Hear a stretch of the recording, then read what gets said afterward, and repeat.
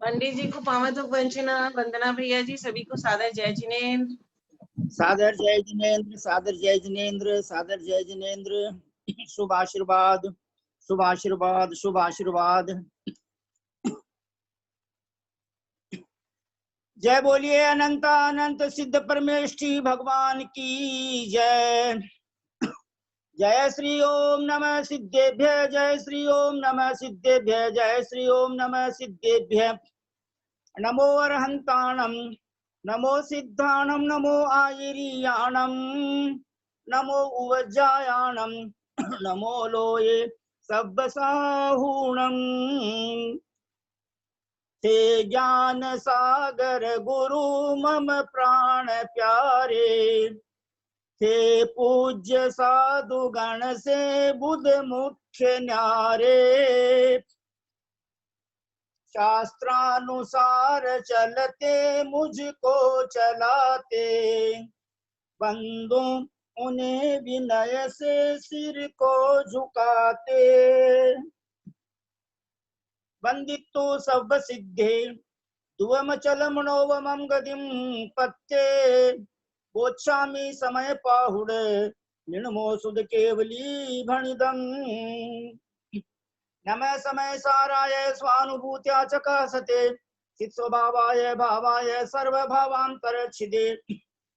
अनंत धर्मणस्तत्त्वं पश्यन्ति प्रत्यगात्मनः, अनेकान्तमयी मूर्तिर्नित्यमेव प्रकाशताम्। वीतरागं जिनं नत्वा ज्ञानानन्दैकसम्पदं, पक्षे समय सारस्य वृत्तिं तात्पर्य संज्ञिकाम्।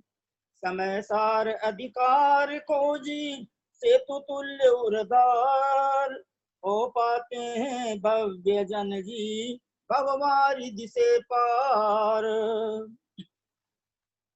समय सार जी में गाथा नंबर 120, 121, 122 तीनों गाथाओं का कल प्राकृत में उच्चारण हो गया था, हिंदी पद्यानुवाद भी पढ़ दिया गया था। फिर भी पुनः उन तीनों गाथाओं को संस्कृत में मैं उच्चारण कर रहा हूँ। संस्कृत छाया। यथा जीवस्यानन्यः उपयोगः क्रोधोऽपि, तथा यद अनन्यः जीवस्य चैव मनन्यत्वमापन्नं, जीवस्य चैव मनन्यत्वमापन्नं। गाथा नंबर 114। एवमिह यस्तु जीवः स चैव तु नियमतस्तथा जीवः, अयमेकत्वे दोषः प्रत्यनो कर्म कर्मणाम्। गाथा नंबर 122। हाँ 122 आइए। अब ये जो है समय सार वो अमृतचंद्र संस्कृत छाया दी हुई है। अतः पुनः अन्य क्रोधो अन्य उपयोगात्मको भवति चेत इता, यथा क्रोधस्तथा प्रत्ययः कर्मणो कर्माण्यत्। सोनू बहन जी, तीनों गाथाओं का हिंदी कविता पढ़ने का कृपा करें। जीव से समुपयोग अभिन्न जैसा, है क्रोध भी त्रिकाल अन्न वैसा। तो एक मेक सब जीव अजीव होंगे, ये बंध मोक्ष फिर तो सब साफ होंगे। हो क्रोध आत्ममय जो उपयोग भाता, आत्मा अनात्म जड़ में ढल पूर्ण जाता। नो कर्म कर्म तक प्रत्यय आदि सारा, आत्मीय हो फिर नहीं भव का किनारा। पूर्वोक्त दोष भय से यदि मित्र मानो, है क्रोध भिन्न निज आत्म भिन्न मानो। बाधा रही न फिर तो अति भिन्न न्यारे, सुतात से जड़मई विद्यालय सारे। बहुत सुंदर, बहुत बहुत धन्यवाद।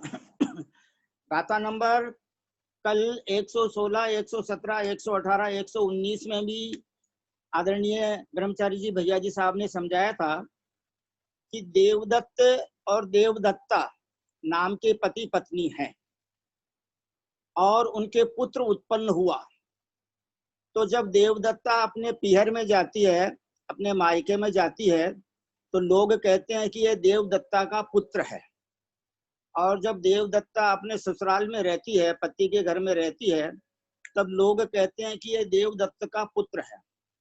उसी प्रकार भैया जी ने हमको समझाया कि अशुद्ध निश्चय नय से मोह राग द्वेष जीव के हैं, और व्यवहार नय से ये शरीर और इंद्रियां भी जीव के हैं, कर्म और नो कर्म, द्रव्य कर्म और नो कर्म, और भाव कर्म भी अशुद्ध निश्चय नय से जीव के हैं। लेकिन सूक्ष्म शुद्ध निश्चय नय से ये न जीव के हैं और न पुद्गल के हैं, जो हैं सो हैं। और वैसे तो पौदगली की हैं वो सारे, भाव कर्म भी और द्रव्य कर्म भी और नो कर्म भी, दोनों तीनों पौदगली की ही हैं, क्योंकि उनका अभाव हो जाता है। और शुद्ध परम पारिणामिक भाव, चैतन्य भाव, सिद्धत्व अवस्था, शुद्ध अवस्था प्रकट हो जाती है। इस प्रकार उन्होंने हमको हल्दी चूना से कुमकुम बनता है, उसका भी उदाहरण से समझाया। गाय बंधी है रस्सी से, जो रस्सी से बंधी है वो भी समझाया। जवान है, वृद्ध है, वो किस हिसाब से बनती है, इस प्रकार सारी बातों को उन्होंने बहुत अच्छी तरह से समझाया। और आचार्य श्री ने 117 में जो पद्यानुवाद किया है, देखना, ध्यान देना, तीसरी लाइन में 117 में, ये दीन जीव गुण थानन में पड़े हैं। गुण स्थान को, क्योंकि गुण थानन 9वां और 10वां दोनों अक्षर हर्ष होते हैं, इसलिए वो उन्होंने उस प्रकार की रचना की है। बसंत तिल का छंद में है, बहुत सारे ग्रंथ गुरुदेव ने लिखे हैं, बहुत सारे शतक भी लिखे हैं, और कल्याण मंदिर स्तोत्र का भी पद्यानुवाद गाना प्रारंभ हो गया है। इस प्रकार ये गाथा नंबर 122 तक हुई। और हम सभी समय जो है अधिक से अधिक भैया जी से हम अधिक समय तक सुने, इस भावना से हम सब भाई बहन हाथ जोड़ लेते हैं। प्लीज विनय पूर्वक हाथ जोड़िए, सिर झुकाइए, और हम सब परम आदरणीय ब्रह्मचारी जी भैया जी महाराज श्रीमान केसी जैन साहब को हाथ जोड़कर सादर पावाडोक, सादर चरण स्पर्श, सादर वंदन, सादर प्रणाम, सादर निवेदन, सादर वंदना निवेदन करके उनसे विनम्र प्रार्थना करते हैं कि आप हमें समय सार जी की गाथा नंबर 120, 121, 122 का भावार्थ विशेष अर्थ समझाने की कृपा करें। प्लीज भैया जी साहब।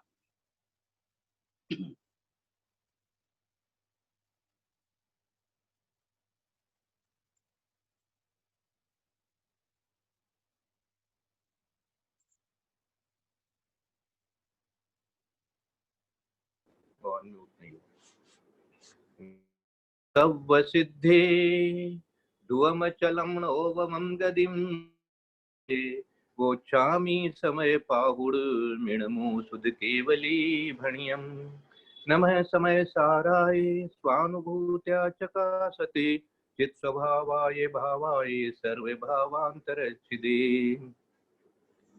बोले देवादिदेव महावीर भगवान की जय। बोले आचार्य कुंद कुंद स्वामी महाराज की जय। बोले आचार्य अमृतचंद्र स्वामी महाराज की जय। बोले आचार्य जयसेन स्वामी महाराज की जय। बोले आचार्य ज्ञान सागर महाराज की जय। बोले आचार्य गुरुवर विद्यासागर महाराज की जय। बोले आचार्य वर्धमान सागर महाराज की जय। सरस्वती नमस्तुभ्यं वरदे कामरूपिणी विद्यारंभम करिष्यामि सिद्धिर्भवतु मे सदा। बोले द्वादशांग जिनवाणी माता की जय। परम पूज्य 108 मुनिवर श्री अंतरात्मा सागर मुनि राज की जय। परम पूज्य 108 सहिष्णु सागर मुनि महाराज की जय। परम पूज्य 108 ज्ञानी ध्यानी तपस्वी सिद्धांत वेदता वैयावृत्तिशील मुनिवर श्री प्रभव सागर जी महाराज की जय। भारतवर्ष में विराजमान समस्त आचार्य उपाध्याय साधु भगवंतों की जय। भारतवर्ष में विराजमान समस्त आर्य का माता जी, एलक जी, छुल्लक जी, छुल्ली का माता जी, समस्त चतुर्विद संघ की जय। सादर वंदना भैया जी, एक बार मुस्कुरा सबने बोल दो, दर्शन विशुद्धि भवतु। सन विशुद्धिर्भवतु। सादर वंदना।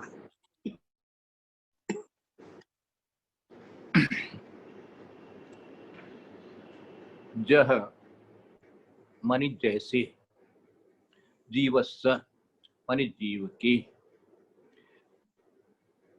अन्नणु व ओगो, अन्नणु व ओगो मानी अन्नणु मानी अन्य है, और क्या ज्ञान मानी ए लगा दिया, अन्य मानी अन्य एक तरह से उससे अभिन्न है, मानी अन्य नहीं है, ए लगा करके कह दिया तो भिन्न नहीं है, अभिन्न है। ज्ञान उव ओगो, ज्ञान और दर्शन रूप जो उपयोग है इस जीव का वो उससे अभिन्न है, अन्य नहीं है, उसी में समाहित है। किसमें?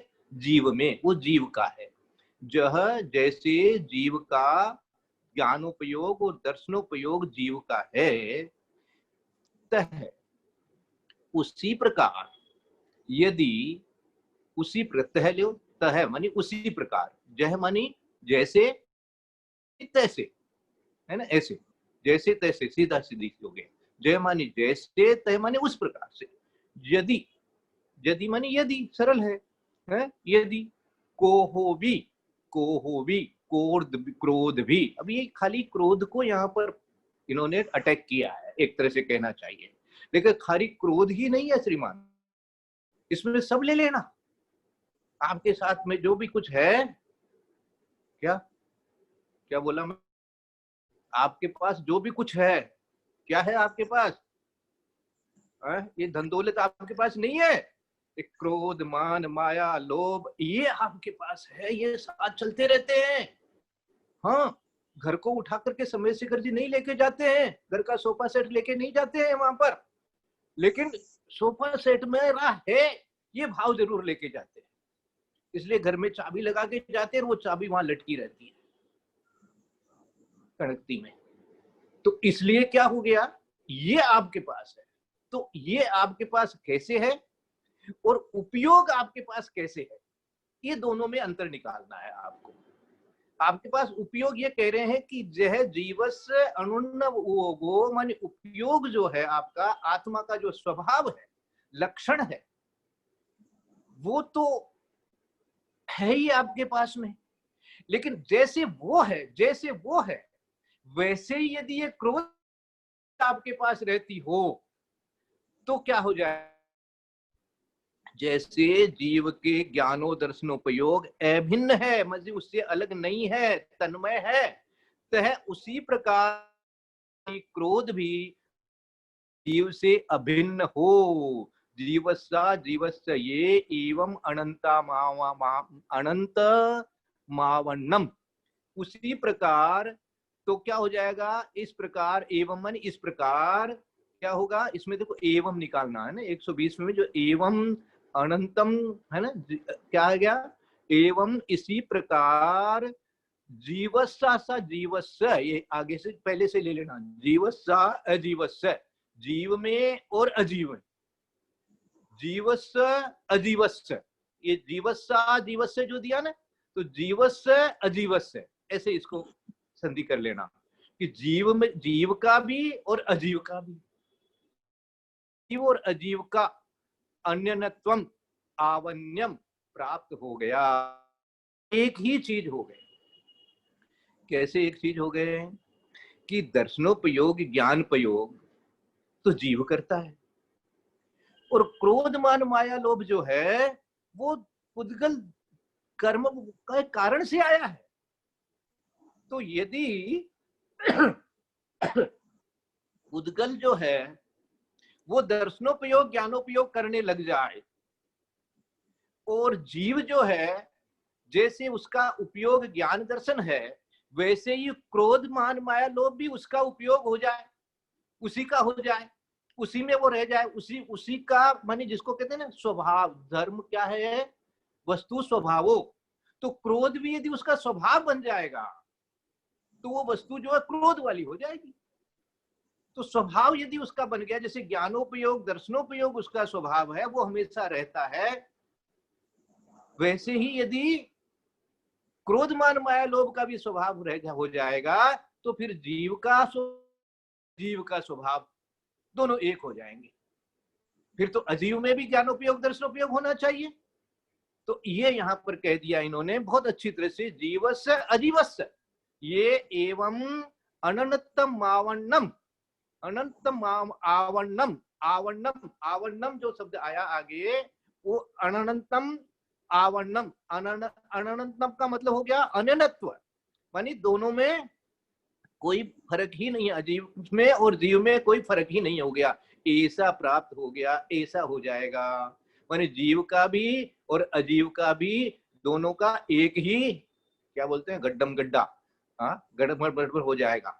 तो जैसे जीव भी मिल गया, दूध भी मिल गया, पानी भी मिल गया, मिलने में हमको कोई दिक्कत नहीं है, मिलना हुआ तो हम जान रहे हैं। शरीर भी मिल गया और आत्मा भी मिल गई, वहीं पर है, वहीं पर है। शरीर के जितने भी हमारे प्रदेश हैं, खून है, हड्डी है, जो भी कुछ है, उनमें सब में सबके साथ एक एक जीव के माने एक एक परमाणु के साथ में, शरीर के एक एक परमाणु के साथ में आत्मा के एक एक प्रदेश भरे पड़े रहेंगे, साथ रहेंगे, दूध और पानी की तरह साथ रहेंगे, लेकिन स्वभाव नहीं होएंगे, ज्ञानोपयोग दर्शनोपयोग नहीं बनेंगे। वो ज्ञानोपयोग दर्शनोपयोग तो आत्मा ही बनेगी, और काला पीला नीला जो है ये शरीर की चीजें ही बनेगी, चाहे अंदर में कुछ भी हो, चाहे वो अंदर ही बैठा है, वो काला पीला होएगा, वो पुद्गल है। और जो आत्म प्रदेश है उनके अंदर में क्या है, इतनी अच्छी तरह से उसको पेनी छेनी ज्ञान की लगा करके और दोनों की भिन्नता का अनुभव करने की ये मार्मिक गाथाएं हैं। ये बहुत ही गहराई से एकदम बैठ करके बिना हिले डुले शांत होकर के ऐसा अनुभव करने के लिए ये गाथाएं बनी हुई है। इन गाथाओं को आप एकदम ऐसे आत्मसात कर लीजिए जिसमें सामायिक में बैठे 2 minute 5 minute 10 minute 15 minute 20 minute 1 घंटा 2 घंटा, जितने देर आपका मन उसमें लग जाए, जितने देर उस समय एकाग्रता आ जाए, तो उसको आप पकड़ लीजिए कि ये भी नहीं हो नहीं सकता, ये नहीं है, उपयोग तो मैं हूं, उपयोग तो मैं हूं, क्रोध नहीं। अहंकार क्या चीज का, कैसे हो सकता है? जैसे मैं कल कह रहा था कि क्रोध है ही कहाँ, मेरे पास तो है ही नहीं, जाएगा तो मान भी नहीं है, क्या चीज का अहंकार करूं मैं, कहाँ बड़ा कहाँ छोटा, ये सब भाव कहाँ से आ गया? ये नहीं हो सकता भाव, ये ज्ञानोपयोग दर्शनोपयोग नहीं है, ये अज्ञान है। ये इसके कारण से ये जो कर्म साथ में चल रहे हैं ना, इनके कारण से हैं, तो कोई बात नहीं, तो उनका काम उनको करने दो। जैसे पहले वाली गाथा में आ गया था, बोले ये गुणस्थान जो है वो किससे हो रहे हैं, बोले ये इनके कारण से हो रहे हैं, क्रोध इत्यादि जितने भी है ये सब उसके कसाय के कारण से, योग के कारण से, उनके कारण से गुणस्थान कहा जाते हैं। कह दो, हमको क्या दिक्कत है, हम तो न कसाय हैं न योग हैं, मैं तो खाली उपयोग हैं, ज्ञान उपयोग। दोस्तों ये इस गाथा को बहुत अच्छी तरह से इन्होंने, थोड़े से शब्द जो है कड़े कड़े जरूर हैं, लेकिन इसको अच्छी तरह से समझ लो, है ना। इसी का पहले मैं आपको पद्यानुवाद समझाता हूँ, फिर उसके बाद एक एक करके करेंगे। है जीव से समुपयोग अभिन्न जैसा, है क्रोध भी यदि त्रिकाल अभिन्न वैसा। अभिन्न माने मिला हुआ, अभिन्न भिन्न नहीं है, अभिन्न माने भिन्न नहीं है, अलग नहीं है। तो एक में एक सब जीव अजीव होंगे, ये बंद मोक्ष फिर तो सब साफ होंगे। फिर कोई बंद की बात ही नहीं, मोक्ष की बात ही नहीं है, फिर तो खाओ पियो मौज करो, हो गया। ये सब नहीं है भाई, बहुत सरल सरल हिंदी में बना दिया इन्होंने। एक एक अक्षर को, इन शब्द को अच्छी तरह पढ़ेंगे तो अपने आप ज्ञान में आ जाएगा। है जीव से समुपयोग अभिन्न जैसा, जो माने दर्शन उपयोग और ज्ञानोपयोग, ये जो उपयोग जैसे अभिन्न है, क्रोध भी यदि त्रिकाल अभिन्न वैसा। त्रिकाल शब्द लगा करके कह दिया, है तो जरूर तुम्हारे साथ में, लेकिन त्रिकाल यही रहेगा। जब सिद्ध बन जाओगे तो क्या क्रोध रहेगा तुम्हारे साथ में? नहीं रहेगा। तो क्रोध भी यदि त्रिकाल अभिन्न, वो अभिन्न मानी वैसा तो वैसे यदि तुम्हारे साथ ही एक में एक है, तो एक में एक सब जीव अजीव होंगे। फिर तो जीव और अजीव जो है सब एक ही हो जाएंगे। ये बंद मोक्ष फिर तो सब समाप्त होंगे। आगे की गाथा देखो। एवं यह जो दु जीवो सो चैव दो नियम दो तहा जीवो। क्या कहेंगे? एवं च, एवं और ये, और ऐसा होने पर, एवं मानी ऐसा होने पर, यह मानी इस लोक में, एवं यह दिया, यह लोक भय, परलोक भय, बोलते हैं ना सात भय में, यह लोक भय, यह मानी इस लोक में, इस लोक का भय। यह शब्द को याद कर लेना, यह शब्द यहाँ जहां कहीं भी आवे याद कर लेना, मान इस लोक में, इस समय यह मान एवं कार, यह इस लोक में जो दिया, एवं यह जो जीव, जीवो मानी जीवो, जीव है, सो एव दो वही, नियम दो नियम से, तहा उसी प्रकार, अजीवो अजीव होगा। पच्चय णोकम्माणम, पच्चय णोकम्म कम्माणम, प्रत्यय नो कर्म और कर्मों के, एयत्ते एयत्ते एयत्ते अयम एयत्ते एयम अयम एयत्ते अयम एयत्ते, अयम मानी ये, यही, क्या? एकत्व, एकत्व, दोनों में एकत्व हो जाएगा। अयम दोषो, ये दोष आएगा, अयम एते एयत्ते, एकत्व का दोष आ जाएगा। जो बात ऊपर में उन्होंने लिखी है उसी को यहाँ पर थोड़ा सा अन्य शब्दों के अंदर में दे दिया है कि और ऐसा होने पर इस लोक में जो जीव हैं वही नियम से उसी प्रकार अजीव होगा। प्रत्यय नो कर्म और कर्मों के एकत्व में भी यही दोष आता है। मानी जो जैसे क्रोध के लिए बताया इन्होंने कि क्रोध जैसे एक में एक नहीं है, ऐसे ही कर्म नो कर्म जो हैं वो भी एक में एक नहीं है। यही उनको भी यदि हम मान लेंगे जीव के, तो यही दोष जो ऊपर हमने दोष आपको समझाया वही दोष यहाँ भी हो जाएगा। ये भी अजीव, ये भी फिर जीव हो जाएंगे, नो कर्म और कर्म भी, इनका भी एकत्वपना आ जाएगा। आगे की गाथा भी पहले ले लेते हैं क्योंकि समय थोड़ा सा हो गया है, इसलिए फिर दोनों का एक साथ हिंदी पढ़ करके इनको और अच्छी तरह से अपन बनाएंगे। अह पुण अन्नो कोहो अन्नुव ओग पग्गो हवदि चेदा, जह कोहो कम्मम नो कम्ममदी अन्नम। क्या कहेंगे? अह पुनः, और पुनः, पुनः मानी और आगे, और क्या? अथवा इस दोष के भय से ऐसी मानो कि कोहो क्रोध अन्नो अन्य है, और पग्गो उपयोग स्वरूप चेदा मानी आत्मा, चेतनता, चेतन, चेदा मानी चेतन, यहाँ चेदा दिया आत्मा के लिए, चेदा शब्द दिया मानी चेतन। क्या दिया?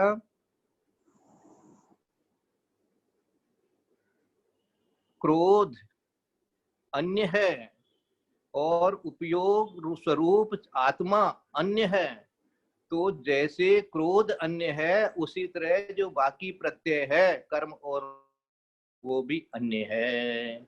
मानी पहली गाथा में उन्होंने क्रोध को अटैक किया मानी आपको समझाया कि क्रोध जो है तेरा नहीं है भाई, जैसे उपयोग तेरा है वैसे क्रोध नहीं है तेरा। इसी तरह से जैसे क्रोध तेरा नहीं है, हमने समझा दिया कि यदि क्रोध को भी तुम अपना मानेगा तो जीव अजीव दोनों एक में हो जाएंगे। जीव का काम अजीव में आएगा, अजीव का काम जीव में हो जाएगा, ऐसा आ जाएगा।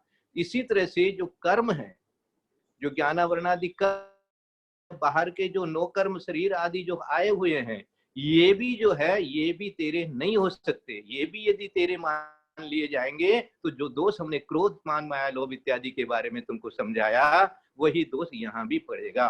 इसलिए क्या करना? इसलिए दोनों को अलग अलग समझना कि जैसे क्रोध अलग है, जैसे ही द्रव्य कर्म भी अलग है, भाव कर्म भी अलग है, नो कर्म भी अलग है, और मैं अलग हूं। कितना सस्ता सुंदर और टिकाऊ फार्मूला आपको बता दिया। एकदम अलग हो गए आप, सावधान बैठ गए आराम से। कितनी शांति हो गई, बोला यार कुछ है ही नहीं मेरा है। जैसे मान लीजिए आप कहीं बैठे हुए हैं और बहुत सारे सामान पड़े हुए हैं, और उसमें आपका भी पड़ा है, और कोई चोर आ गया और सब कुछ सामान ले लेके चला गया चोरी करके। तो आपने देखा कि यार मेरा थैला तो पड़ा है औरों का चला गया है।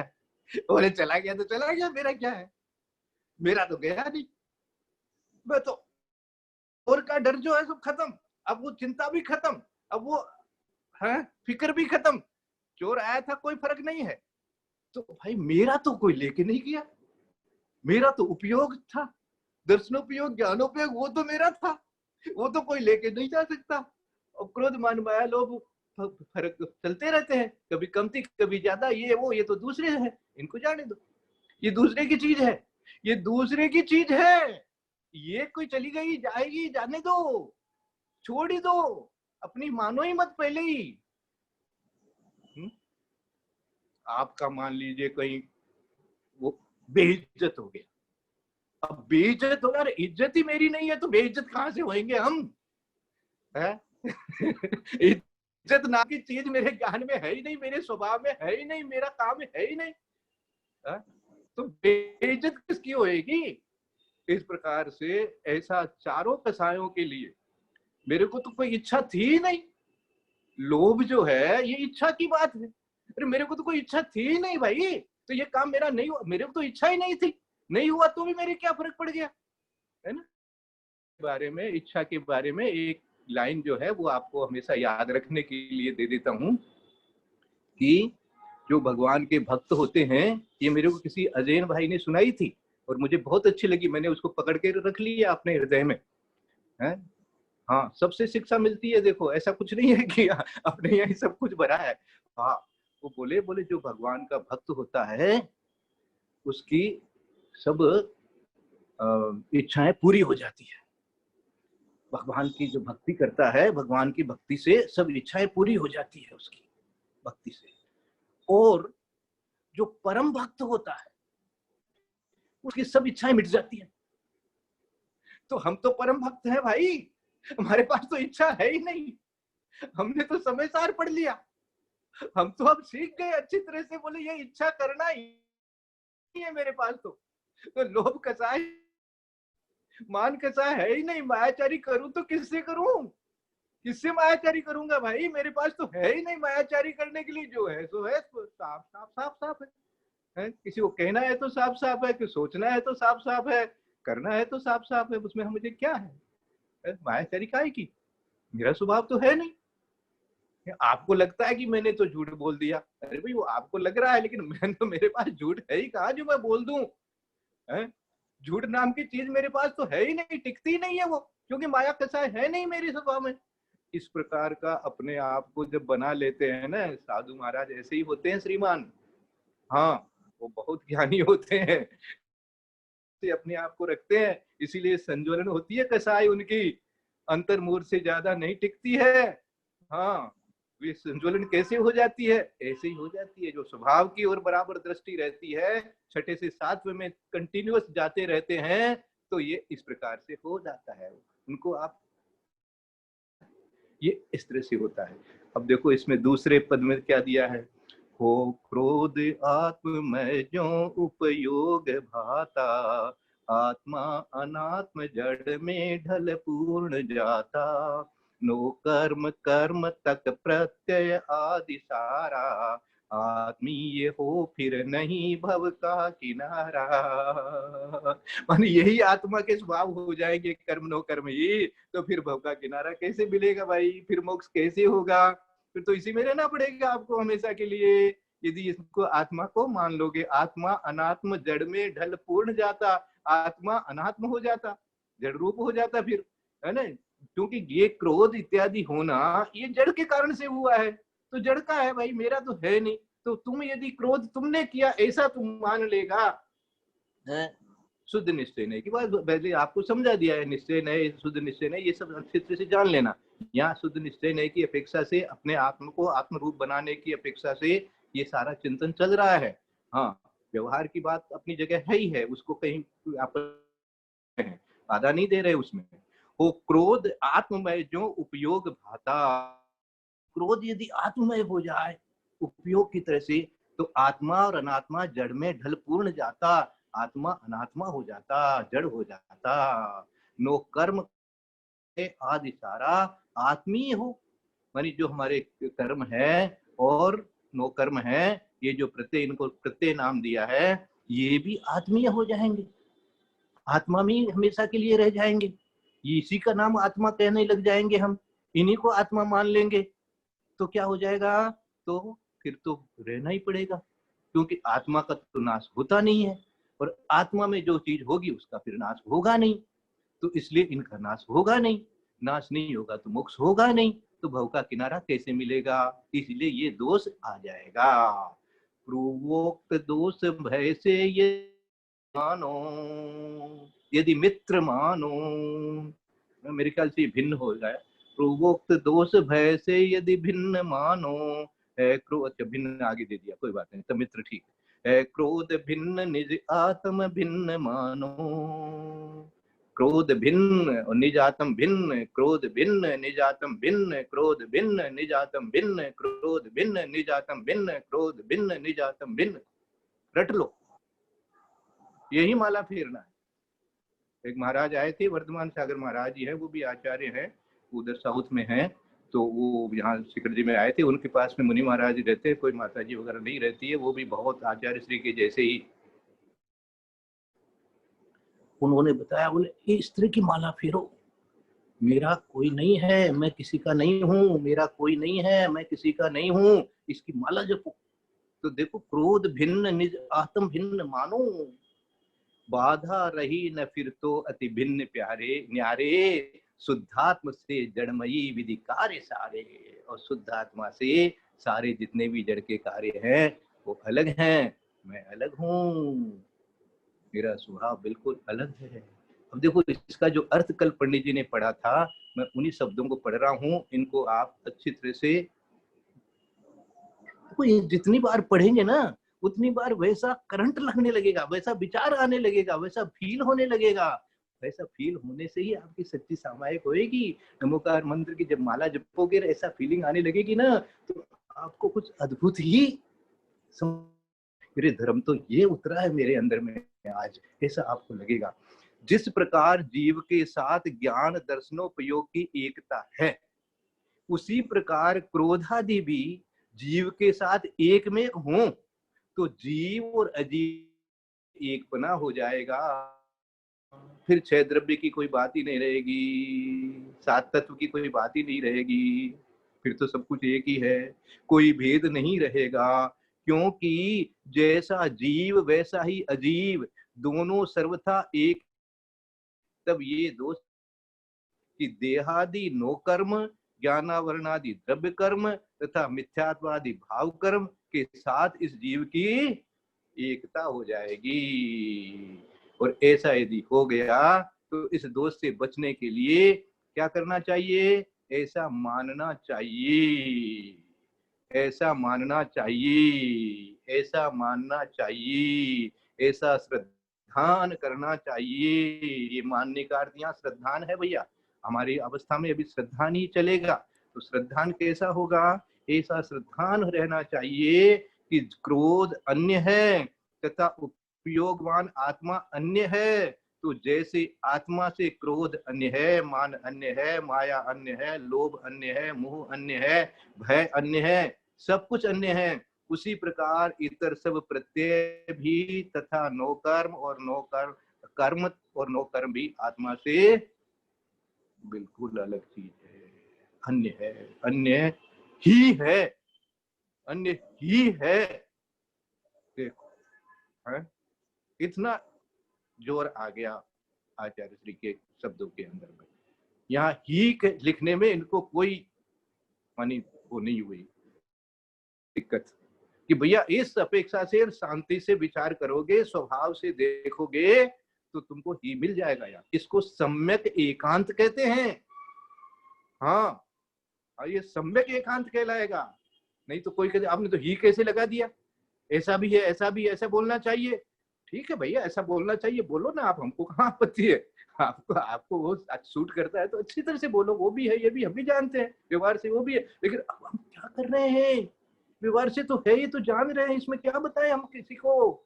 ये है, ये हमने कभी अनुभव नहीं किया। ऐसा अनुभव करने के लिए ही भैया ये सब कपड़े अपड़े छोड़ते हैं, घर छोड़ते हैं और जंगल में जाके बैठ करके फिर भी बरसों तक ऐसा अनुभव लाने के बावजूद भी वैसे के वैसे हो नहीं पाते हैं।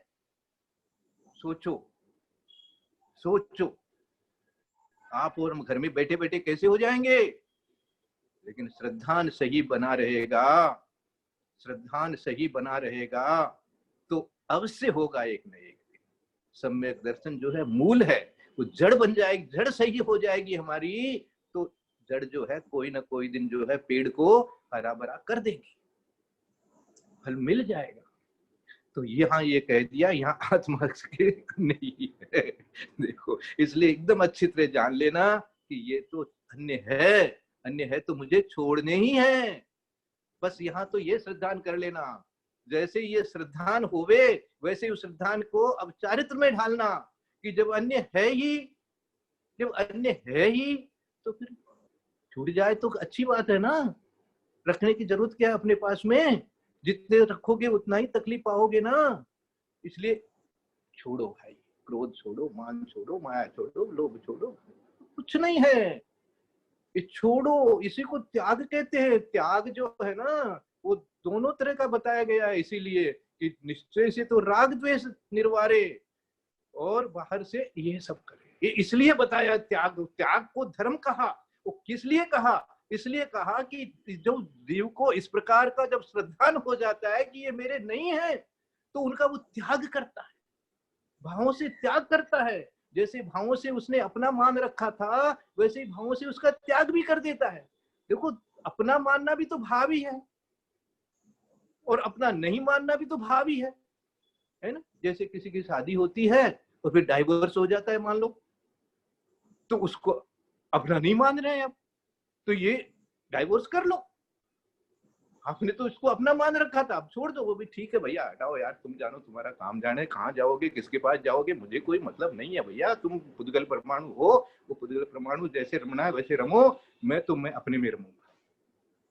ऐसे अपनी आत्मा में शांति से सामायिक करो, स्वाध्याय करो, शांति से नमोकार मंत्र का जब जाप करो तो बाहर में नमोकार मंत्र का जाप चलेगा और भावों के अंदर में ऐसी जो है आपके अंदर में परिणति आ जाएगी। ये परिणति ही जो सच्ची बात तो ये है, देखो भैया, ये जो परिणति है ये ही कर्मों की निर्जरा करती है, याद रखना। आज जो कर्मों की जो निर्जरा, असंख्यात कर्मों की जो निर्जरा भावों से, वो इसी तरह से होती है। और उसके कारण से अपने आप बाहर में ढोल बजते हैं, गाने बजते हैं, लोग प्रशंसा करते हैं, चरण स्पर्श करते हैं, लोग देखने के लिए, आपका दर्शन करने के लिए लालायित रहते हैं। उनको कोई मतलब नहीं है, आप कर रहे हो, इस तरह का ध्यान कर रहे हो, किसी से कोई मतलब नहीं है कौन आया कौन गया, और बाहर में लाइन लगी है, सब भीड़ लगी है आपका दर्शन करने के लिए। दर्शन किसका? दर्शन तो जिसमें कह रहे हैं कि शरीर का ही कर रहा है। वो जो चीज उन्होंने उस समय पाली उसका दर्शन तो वो खुद ही कर सकते हैं, दूसरा कर नहीं सकते। इसलिए कभी कभी आचार्य श्री कहते हैं, तो कहते महाराज आप तो हमको आशीर्वाद ही नहीं देते, आंख उठा के नहीं देखते हैं, ऐसे नहीं करते, ऐसे नहीं करते। बोलते भाई देखो, मैं जब अपने आप में हूं तो शुद्ध हूं, और आपकी तरफ देखूंगा तो अशुद्ध हो जाऊंगा। तो आप शुद्ध का दर्शन करो ना, अशुद्ध का दर्शन क्यों करते हो? करना चाहते हो, इसे समझा देते हैं, खुश भी कर देते हैं और ज्ञान भी दे देते हैं और मनोविनोद भी उनका कर देते हैं। हमारा सब लोग जो है हंस हंस करके और बाहर निकल जाते हैं, बोले महाराज ने कितना बड़ा ज्ञान दे दिया हमको, और कोई तरह का फीलिंग भी नहीं आती है। जब जाते हैं तो ऐसा उनको लगता है महाराज आप तो ऐसे हो वैसे हो, वो सारा जो ठंडा